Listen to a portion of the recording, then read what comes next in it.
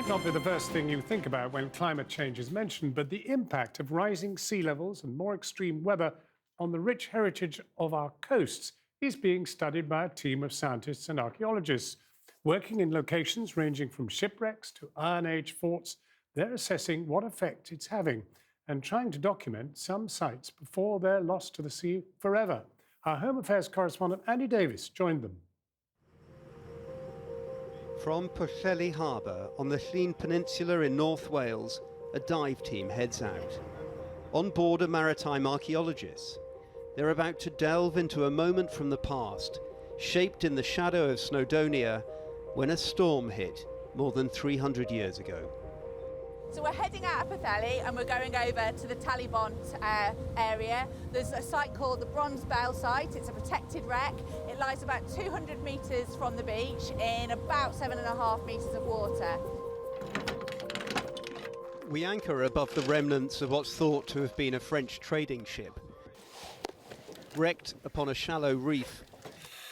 Extreme weather a defining factor then, as it is for this project now. Have a nice dive.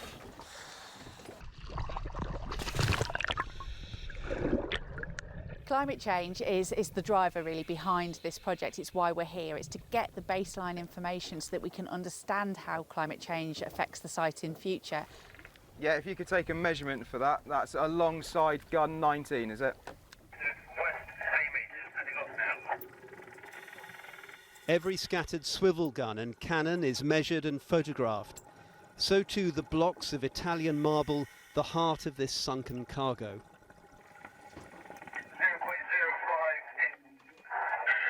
diameter.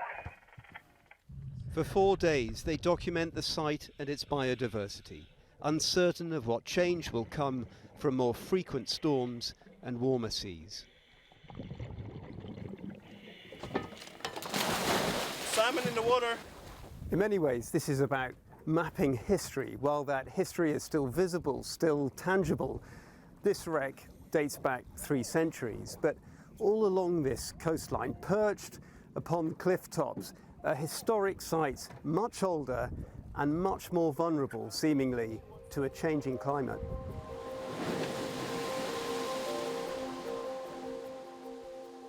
Like the prehistoric coastal fort of Dinas Dynlle. It's 30 miles north of the Bronze Bell dive site.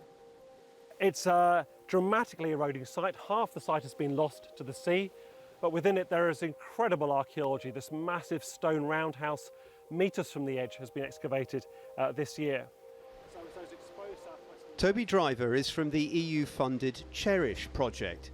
They're examining climate change impacts on cultural heritage along the Welsh and Irish coasts, including shipwrecks like the Bronze Bell and promontory forts like Dinas Dynlle, where preconceptions are being challenged. It's always been held up as a poster child of sea erosion, coastal erosion. And actually, the sea doesn't often get to the bottom of the cliffs, only in the most extreme storm conditions. And what we're actually understanding now through our careful monitoring at Dinas Dynlle is its intense periods of rainfall that are flooding the ground and collapsing that cliff, collapsing those softer glacial sediments that's causing the most damage. And that's what's predicted to be one of the key impacts in the changing climate in the next few decades. Stormier conditions are exposing previously entombed sites. Hotter summers are drying out and destabilising cliff soils. Carfai is one of over 50 promontory forts in Pembrokeshire, here collapsing, says Toby Driver, at a prodigious rate. The message that we're trying to get across is that the historic environment is about more than bits of pot. It's about the intangible heritage, the link people have with the past. It's about the ecological record, the pollen, the charcoal grains, the sediments and the ditches that are being lost as well. But this is the challenge for our nation, isn't it? In the face of a changing climate, we have to learn to live with loss. These sites are not going to stop eroding. Helix on the surface.